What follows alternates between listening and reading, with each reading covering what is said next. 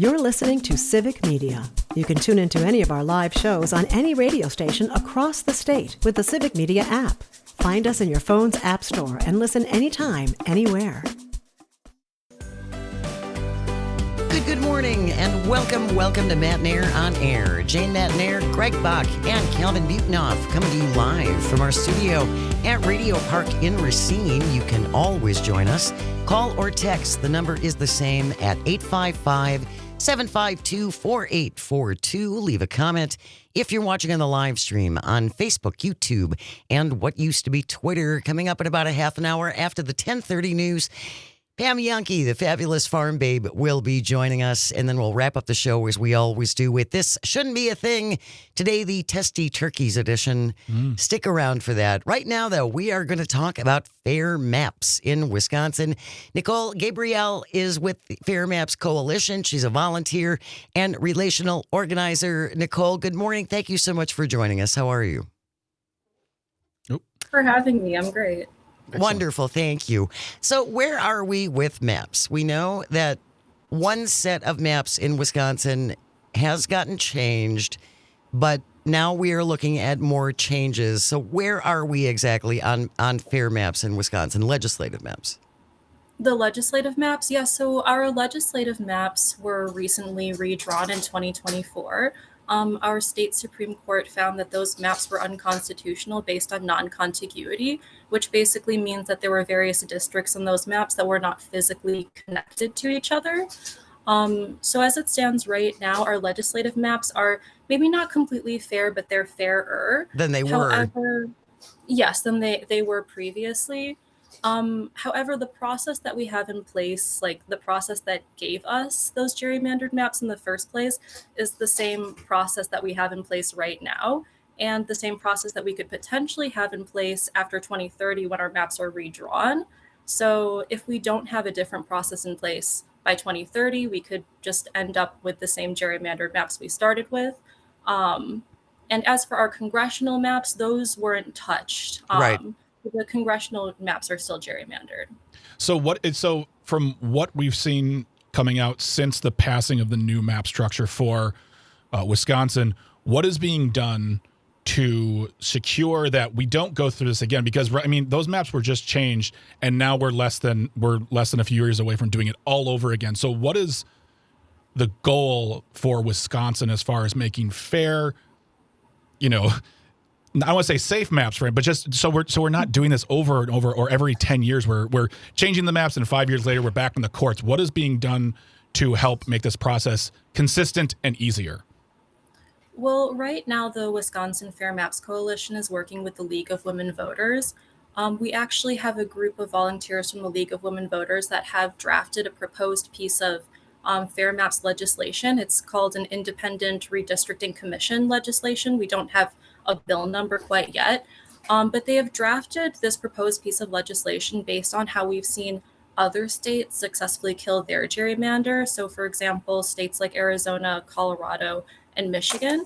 And sorry, my cat wants to join the redistricting Not conversation. a problem. Here. Every voice counts. Every voice counts, Nicole. Everyone gets to be heard. Yes. Everyone gets to be He heard. loves to talk about redistricting. Everyone gets to be purred. Yeah. Oh. Dumb joke. Sorry, go on. Oh, no, that's okay. So yeah, what the League of Women Voters Ad Hoc Redistricting Committee has done is they've kind of Frankensteined a Wisconsin model based off of best practices that they've taken from those other states that have successfully implemented an independent redistricting commission. And what an independent redistricting commission is it's just like it sounds, it's a commission completely independent of the legislature that draws the maps, and it's comprised of citizen commissioners, so no more politicians drawing the voting maps that secures their own seats. Mm-hmm. That's a really important point, folks, that I think just needs to be repeated. Mm-hmm. Do we want our elected officials to be the ones who get to decide where their district is? They don't get to pick their voters. We get to pick our representatives. And by allowing our politicians to have a voice in this on all sides, because we've seen what's happened in Illinois. That's very heavily gerrymandered, and I don't think a lot of Wisconsinites want that here either. But it's about, again, are we going to allow our politicians to pick their voters, or is it going to be the other way around, the way it's supposed to be? And I think the examples you brought up is really good, Nicole, because, one, I'm not doing anything, I'm talking to you, but like you have examples of not only the program working, but you've got it from two states that when you say, what do you think of Colorado? Most people are going to say it's, quote, blue. And you say, what do you think about Arizona? Most people are going to say it's red. So what we see is two very different examples, two different states using the same idea to help create a more stable system of making sure that our voices are represented properly. Because I worked in small government in 2009 and 2010. And I watched our city administrator go through his comments on what the maps should look like. And he said to me at one point, he goes, I've pored over these maps for weeks. I know they're not going to listen to me at all because those politicians had their own agenda. And so what we do is we take that away from them and we put it in, as you said, Nicole, independent individuals take it out of their hands, have the best interests of the people in mind versus a party. Hopefully. Yep. And in those states, in Arizona and Colorado, where they did this, Nicole, where did they get these people from? I mean, were these volunteers? Did they volunteer to be on the Maps Commission? I'm just curious. Well, they are paid. So they are paid commissioners, and it's basically just residents from the state. So anybody who, at least based on our model, anyone who is of voting age can apply. And there are certain things that can disqualify them. For example, if they're like an immediate family member of a current politician or something like that. That makes sense. Yeah. So there are certain things that can disqualify them from the commission, but basically it's just regular citizens. So we want what those states have done, and what we want for Wisconsin is for anybody who's a registered voter in Wisconsin can apply for this commission and be considered. Okay. I mean, we're talking about these, but there's also, of course, in the news, we see a lot about the congressional maps as well. And it's, as far as I know, if I'm correct, they want to try to get this done before April. So it's like more fair. That's more not balanced. More balanced. There we go. There's a much better. But do you think, Nicole, that is a possibility to get it done in, I mean, honestly, less than 4 months now with everything going on with all the elections? I mean, what is the feasibility of that to get it kickstarted and actually happen and implemented in time?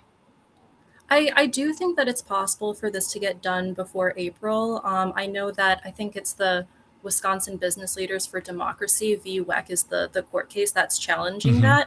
And they're taking steps. So I think the most recent update from them was that a 3-judge panel was finally appointed that will agree to hear the case. So it's moving forward.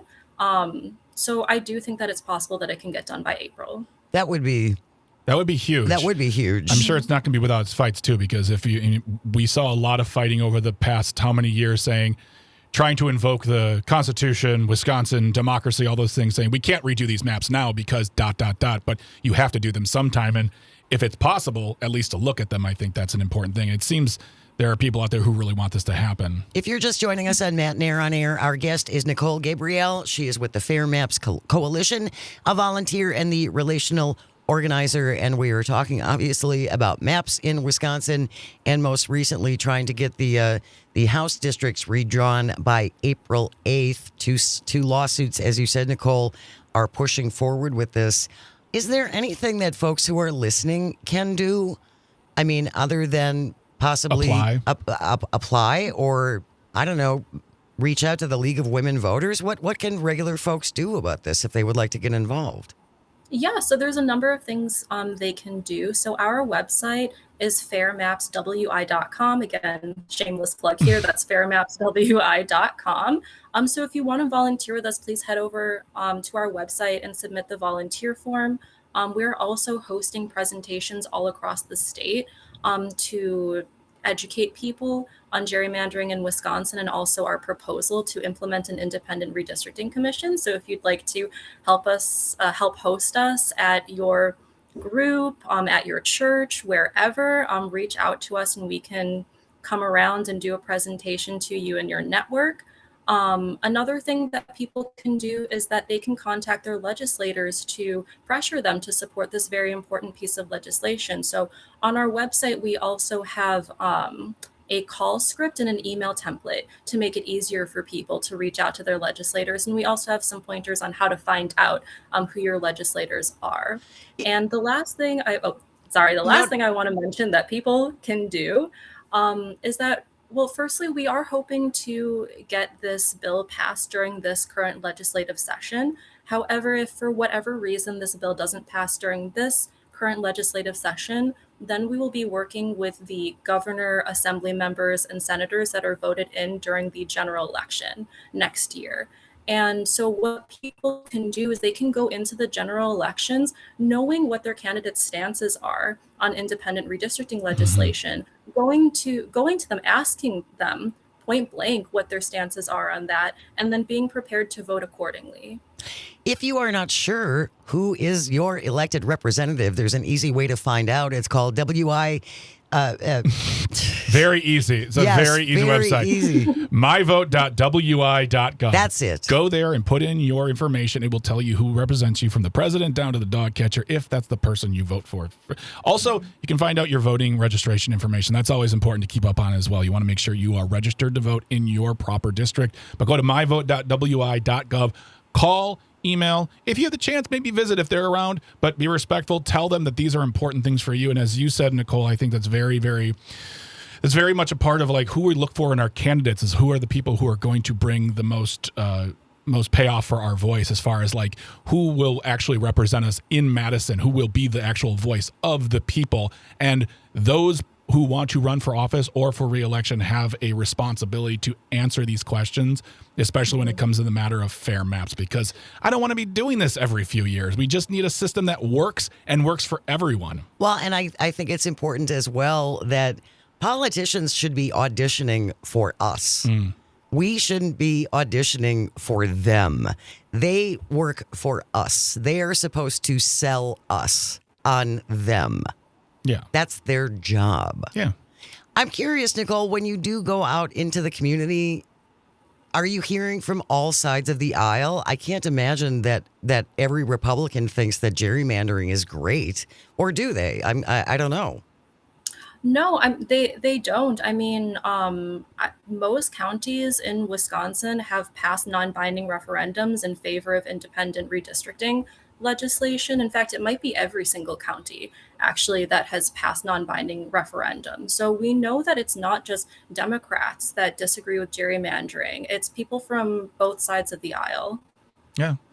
And I think that's an important thing to keep in mind too, because I feel like this discussion can get so waylaid by the politics of it all to make it very talking point heavy. But really, when we're getting down to the nuance of it all, this is about having a fair system which creates an election that allows all to run and, I don't know, be that, as I keep saying, the proper voice of the people. Get involved. It's not too late. No, it's not. There's always time. We'll include links in our show notes to the Fair Maps Coalition. Nicole, Gabrielle, thank you so very much for joining us. Really, really appreciate it. Thank you, guys. Have a great day. Stay with us. You are listening to Matt Nair on Air. This is the Civic Media Radio Network. We'll be right back. You're listening to Civic Media. Stay up to date on the latest news and information for your local community and Wisconsin by signing up for our free email newsletter. Visit civicmedia.us/email to get started. Good morning. Welcome back to Matt Nair on Air. Jane Matt Nair, Greg Mock, our one, our only calzone on the board, coming to you from our home at Radio Park in Racine. You can join us, call or text. The number is the same, 855-752-4842. Leave a comment if you're watching on the live stream. Good morning live stream on Facebook, YouTube, and what used to be Twitter. Coming up after the 10:30 news, she is the fabulous farm babe. Pam Yankee is going to join us. We're going to talk a little bit about the bailout Donald Trump announced yesterday. $11-12 billion. It'll be 16 by when it's all by said the time and it's done. Yeah. And they can start applying for it, from what I heard this morning, next month. Okay. So I would assume that by the time they get their payments, it's going to be 3 or 4 months. I know. I mean, that's, again, long-term planning. Yeah, exactly. So we'll talk to Pam Yankee about that. At least a little relief seems to be coming for our farmers if nobody else. Something we wanted to talk about quickly, because this is another thing that's kind of going underneath the radar with everything else that's going on. We did mention this Netflix deal. Yeah. It was just mentioned at the beginning of this week. Yep. $82 billion. $82 billion to buy Netflix. Well, now, this from the Daily Beast. Donald Trump and Jared Kushner's plot to turn CNN full MAGA is exposed. Donald Trump wants to see changes at CNN. David Ellison is the son of billionaire Trump buddy Larry Ellison. David Ellison is telling administration officials he'll make big changes to CNN if Paramount's hostile bid to buy Warner Brothers Discovery goes through. I know. I mean, the reason, okay, Paramount launched a $108 billion hostile takeover bid backed by Jared Kushner. Because Jared Kushner is a part of this whole thing. Exactly. After it lost out to Netflix in the bidding war for Warner's, which owns Hollywood Studios, CNN, HBO, HDTV, a whole bunch of movie and TV shows. After news broke that Netflix bid to take over Warner would be accepted, Larry Ellison called Trump to warn that this would hurt competition, so just give it to us. Well, they also told Warner Brothers that this will go a lot smoother in the process because you've got Larry Ellison, who is a friend of Trump, as well as his son-in-law, Jared Kushner, the man who does everything, apparently. So, yeah, this was, I think it was within 24 hours of the Netflix deal being announced, because it hasn't gone through. No one's bought anybody yet. It will be months before anything officially goes through.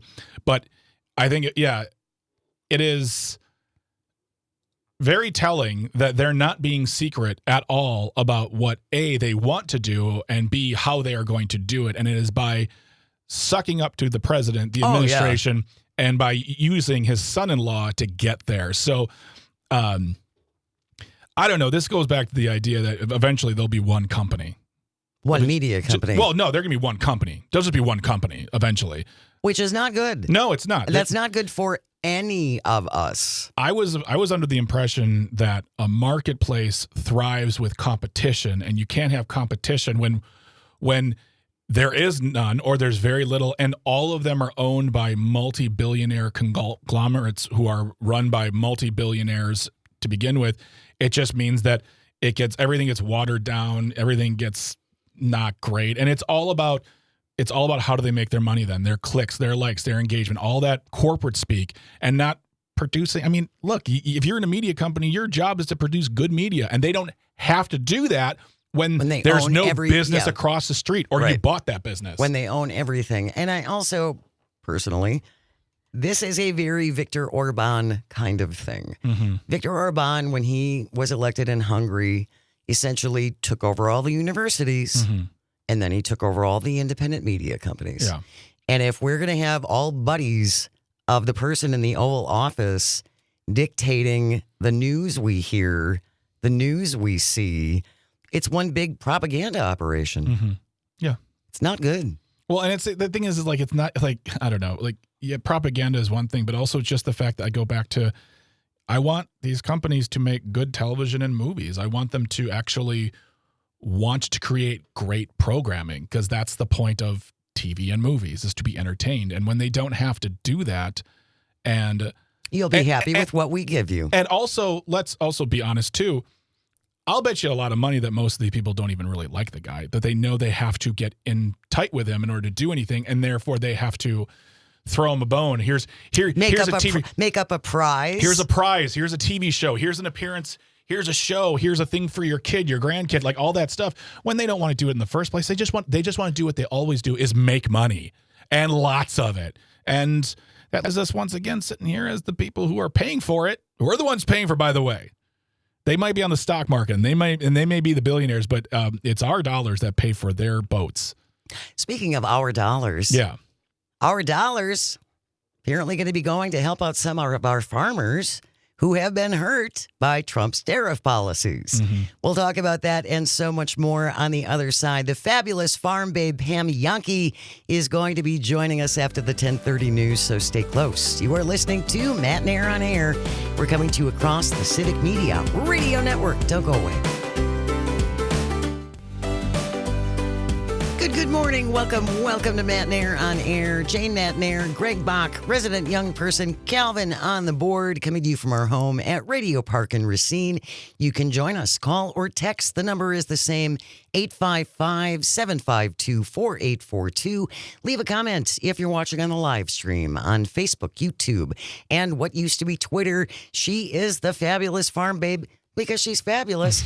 Pam Jahnke is here. Good morning, my friend. How are you? Hello, honey. How are you? Congratulations on 1 foot out the door. Thank Appreciate you. that. Yes, my final show Friday after 44 years. Oh But my goodness. I bet you've been doing it as long as you've been in broadcasting as long as me. Well, yeah. I mean, it's the only thing I've ever done. I started I got a National Farm Broadcaster Scholarship in '86, which already dates me. And then I started working in '87 in farm broadcasting. I've been in Madison since '90. Wow. Wow. You've been around a long time. And I'm really kind of, as many of us in the business would say, we're like dodo birds. You don't see many of us anymore that made a career out of being in radio, and especially a farm broadcaster. I mean, that to make it through ownership changes and format changes and all that kind of stuff, I'm pretty blessed. So Well- glad I'm still loving it. Well, you perform a really important service, though, and everybody talks about how important our farmers are, and we give a lot of lip service to our farmers. You actually do it, and cover things I think that are critically important, and you have a very important lane that you fill. You have a very important spot that you fill. I thought it was interesting before the break talking about how thin journalists are in a lot of regards. Greg, you were mentioning about entertainment, and now that's all of a sudden getting to be a pretty narrow batch. And Yes. it's the same with farm broadcasters. When I started in farm broadcasting, man, I think I want to say there were somewhere in the neighborhood of close to 300 certified farm broadcasters across the United States, and now our numbers are down to about 190. Wow. Now, granted, the industry's changed. I used to be on just one radio station. Now I'm on 38. So I get it. It's kind of like farms. Farms used to be, 50 cows and 200 acres. Well, now farms are 1,000 cows and 1,000 acres. So it keeps up with the scale. But to your point, it's hard to cover a lot of those bases when you are just one. Yeah, no kidding. And I would say, I should say it now. I have learned a lot over these past few years about the farmers here, the farming industry, and what they're really looking for. I would say, and this question is for people on any side of the aisle who vote for whomever. What are the big points you feel like the non-farmers who say they support the farmers are missing in this world? What are we missing? What are we not seeing that really should open our eyes to see the struggle of what's going on in our farmlands here in Wisconsin and throughout the country? Well, let's take, for example, the announcement made yesterday about the Farmer Bridge Yeah. program. We've been talking about that for months. So a lot of farmers in Wisconsin had already kind of factored in something's coming. And now one thing I guess I understand my job as a journalist is to be Switzerland. I'm the middle Yeah, of the road. Sure. I have no opinion. I should never give you an impression that I have an opinion. That, I believe, is my responsibility, and I kind of instill that in my staff too. We are Switzerland. We have no opinion. So one thing I ask people to think about when they hear of these announcements, take it a little step further. One of my commodity brokers on the show this morning reminded people that almost 100% of the money that is going to be coming from the federal government, regardless of size, will be going to pay bills that are currently on our books. Everything has gone up as far as price, fertilizer, our herbicides, the seed, labor, diesel, everything has gone up, land rents. And I as a farm kid, I'm absolutely serious about this. They will put that check in the bank, and they will write a check to the co-op, to the seed dealer, to the petro person, and it will be Gone. flat. Yeah. It will be, it's not like somebody's going to be riding around in an Escalade. It just doesn't work that way in agriculture. We are, in so many years, hand to mouth. All we're trying to do is get to next year because we are eternal optimists. Next year will be better. Things will be better. And now remember, this program also only covers in Wisconsin corn, soybeans, peas, oats, wheat. And I'm missing another one. Barley. There's only 6 commodities in this 12 billion, which yesterday Brooke Rollins, U.S. Ag Secretary, corrected Trump. It's 11 billion. Exactly. Those 6 crops in Wisconsin are the only ones that are going to see any money. So our dairy faction is still waiting. Our Mhm. pork producers are still waiting. Anybody that doesn't grow those 6 crops, like hake producers, pasture, they're all kind of waiting. But then again, their markets, with the exception of dairy, I've got to say dairy has been impacted by the international stuff. But the other markets are a little bit less ruffled. So. Well, and you are a journalist, and you have, I think, probably more lines into to the people who talk than we do sometimes. And beef has been a big problem for our American farmers. There's been a lot of talk, a lot of discussion from the administration about where we should buy beef. And then Brooke Rollins came out and said, we want to make it easier for people to become beef farmers. And I don't know about you, Pam. I don't know anybody who wakes up on a Friday and says, you know what? I want to be a farmer, Yeah. So do you hear anything coming down the pike, any chatter about possible bailout money for the beef farmers who are definitely struggling as well? No, nothing at all. Okay. No. All right. They're not struggling. They're not struggling. They're not? They're not struggling. Beef is about one of the only sectors that's holding its own. And because our beef herd is so low, dairy has stepped into that fold with what we call beef on dairy. That is about the only upside for our dairy producers. They've been able to pay some bills because the beef market's good. So they're selling steers, they're selling cull cows, they're selling that so it's like robbing Peter to pay Paul. Yeah. I'll sell these beef animals to try to pay for my dairy cows for right now. And so, no, beef is fine. And to your point, we just had a story about how many young people and people in second careers want to do exactly what you just said. Mm-hmm. I'd love to have a couple beef. I'd love to have grow a larger, like maybe a farm market garden. There are a lot of people that would love to get in agriculture. Maybe not dairy because that's a lot of overhead. Maybe not big cash crop unless you're connected with somebody. But if people can find the acreage, they'd love to have beef. They'd love to have sheep. We've seen how backyard birding has reconnected people with their version of farming. Yeah. And there are a lot of young people that would like to get involved in, I call them gardens, and I don't mean to be disrespectful. I'm lacking a phrase of, the fresh produce market. So like there's a farmer mentor program going on right now where they're putting these people with farmers that have been in the business so that they have somebody to lean on when they have questions. So there are actually more people than you expect that want to get into agriculture. There's even more people, Greg, that work a second job so they can be in agriculture. And that is, I don't know how to explain it.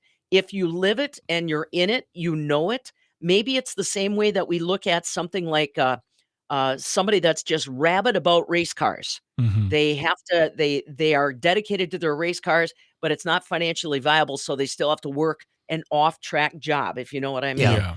There's a lot of those kinds of things that are happening, and production agriculture is another one where people want it so bad that they'll work a second job just to have it.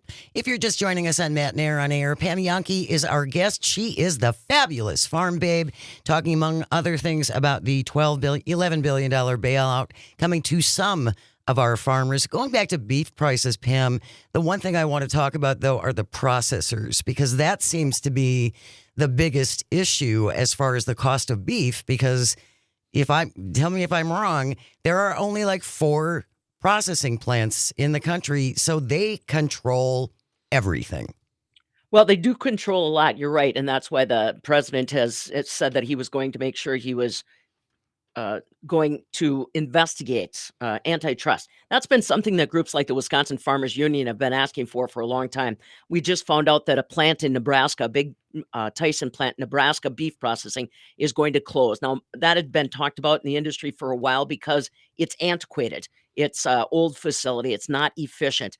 And we just have to remember, at the crux of this is we just don't have a lot of beef cattle. our beef herds are at historical lows, which has given dairy the chance. But and those processors suffer with those low numbers as well. They just can't make their plants run as efficiently as their equations are lined up to. So it's true. And I do find fault with the beef producers, or with the beef processors, rather, especially when my beef producers aren't getting the money. But right now, beef producers are sitting on the happy side of the equation. And a lot of our producers that are, the processors are a little bit more lean. So there's plenty of conversation going around about who did what and why, and who should be held accountable. And to your point, Greg, we are already getting small amounts of Argentinian beef and Brazilian beef in, but it's low quality. It's basically blended to keep your hamburgers at fast food restaurants cheaper so that you can afford them. Yeah. It's fine. It's Yeah. safe, but it's never going to make a dent the way that has been promised would be the dent to bring consumer prices down. It just doesn't have the steam. People don't realize what a big industry beef is in the United States. And I think it's an important reminder too, Pam. One of the reasons why our stock is so low is because a few years ago, there was a terrible drought that affected a big portion of the country, and a lot of our ranchers, it was cheaper to send their cows to slaughter than to try and feed them. It was simply too expensive. They had to. And the other thing, Jane, it's kind of you and I talking. The average age of a rancher or beef producer is about like you and I. In their 60s. I don't know, kid, when you walk out the door, are you ready to jump in and get in high debt to replenish your beef herd and keep things going? So there's a lot of dynamics going on there. But yeah, like you said, the bottom line is, between the snowstorms that have froze cattle to the ground, the drought, which provides no food at all, and now the screwworm, New World screwworm in Mexico, that allows us to not exchange cattle with Mexico, all of it comes together to really reflect in the beef prices you're paying today.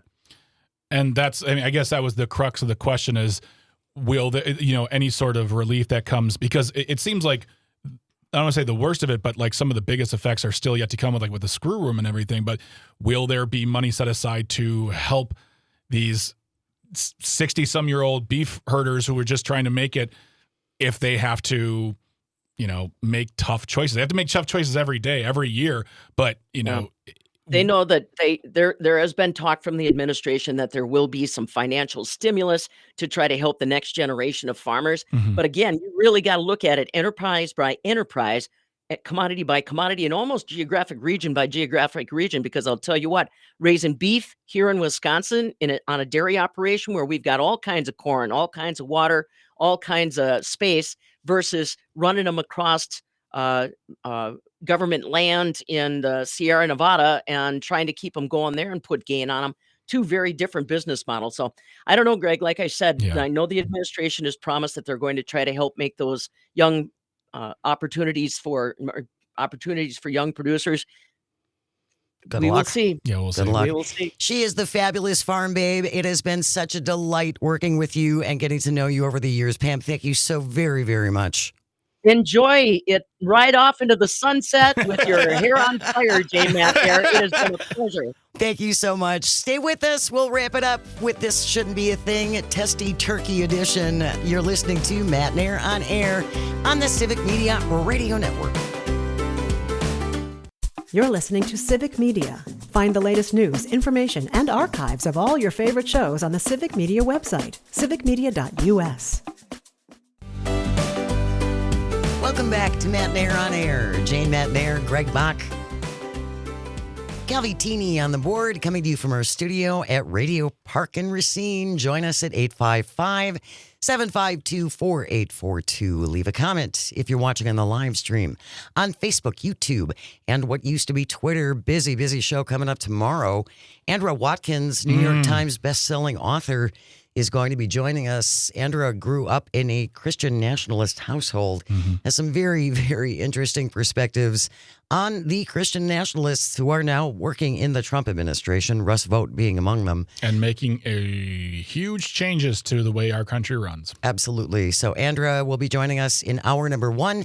Hour number 2, we've been moving things around a little bit because we have some other special guests who are going to be joining us later this week. So Jim Santel will be here, host of Amicus, a law review on Saturdays from 9 to 11.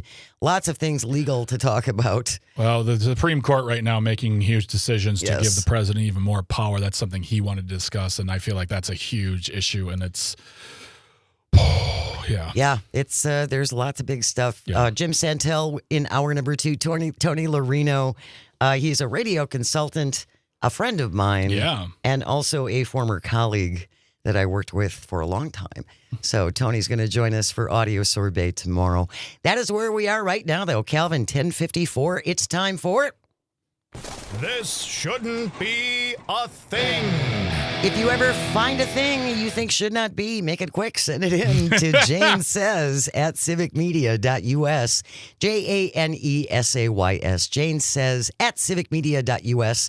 Local Tisbet for today. Ooh. From Wisconsin Public Radio, Rich Creamer with the byline. The headline reads, Gobbler Problem. After repeated attacks, Eau Claire to relocate troublesome turkeys. Yeah. City officials working with the USDA to stop menacing males that sent one person to the hospital. What? A group of aggressive male turkeys in Eau Claire generating police calls, causing one local resident to avoid a walking trail, and also sent a guy to the hospital with a 1-inch cut to his arm. In May, an Eau Claire resident showed video on a local TV station in which 2 male turkeys were chasing a woman who's yelling behind her, I'm sorry. I'm Very sorry. Wisconsin. Stop yelling at It's me. very, I'm sorry. it's I'm sorry. very, very Wisconsin. It's very Wisconsin. Another resident told the TV station the same birds chased him during a run. DNR gave the city some advice to share. They said if you stand your ground, aggressive turkeys should turn tail and run. In this instance, that did not work. All right. I'm going to put forth a little piece of information here, and I wanted to reframe the way we're seeing this whole thing. Okay. I don't think they're being aggressive, and I don't think they're unwarranted. America consumes 46 million turkeys a year on Thanksgiving alone. Doesn't this feel like retaliation? some very forgiving payback? I mean, they're not going at us the birds style. They're just saying, hey, we see what you're doing. We know what you did. And I want to know what he went to the hospital for, too, by the way. Gentleman that was on TV got interviewed. He said he stood his ground against the aggressive turkeys, kicked one of them in the head, which made it more aggressive. Oh, shocking. He ended up with a 1-inch cut on his hands, had to go to the hospital to get a tetanus shot update. Burgess said the city has now decided to relocate the turkeys, but where they'll go, no one knows. Someplace where it's very unlikely they will encounter human traffic. They've been asked to look around the wooded area between this particular trail and the river so that they can drop a net to catch them.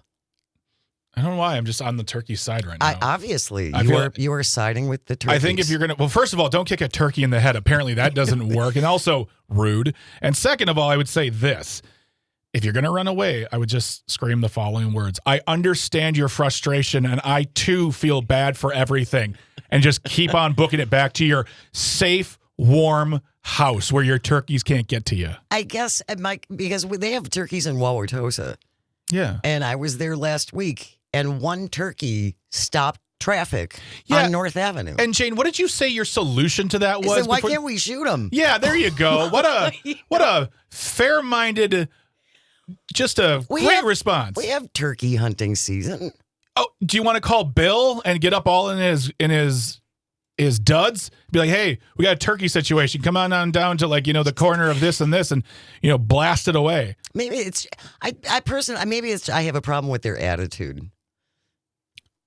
They're just so. What are you gonna do? No. What are you gonna do? They Hit didn't me? provoke this. They are the defenders. You are the aggressor, and I feel I stand up for turkeys.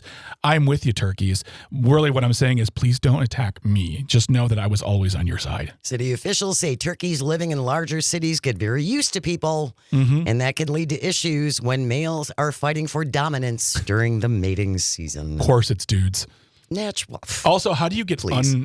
unused to humans? I'd love to find that out. That's great. There's a way to make that Like, happen. how do you get used to humans? I'm still trying to figure out how to get used to humans. You're not used to humans yet. Not lately. He doesn't. You stop chasing people though. I won't go that far. Okay.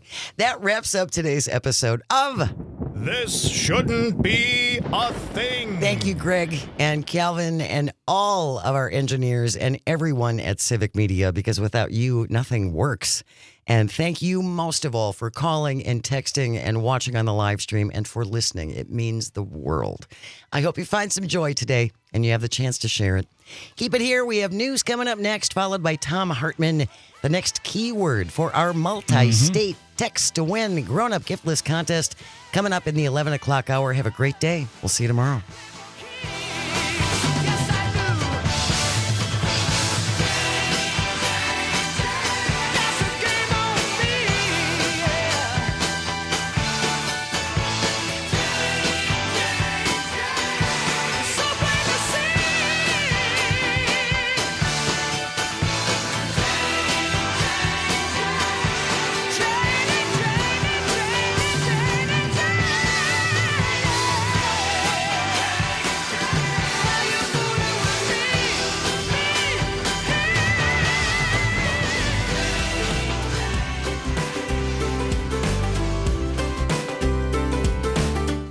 The national news cycle never stops, but it can be hard to find news about your local community. Civic Media is dedicated to providing quality local and state news coverage across Wisconsin. With the Civic Media app, you can get notifications about local stories that matter to you and your community. Find the free Civic Media app in your phone's app store and choose notifications from the menu to tell us what kind of news you want to hear about.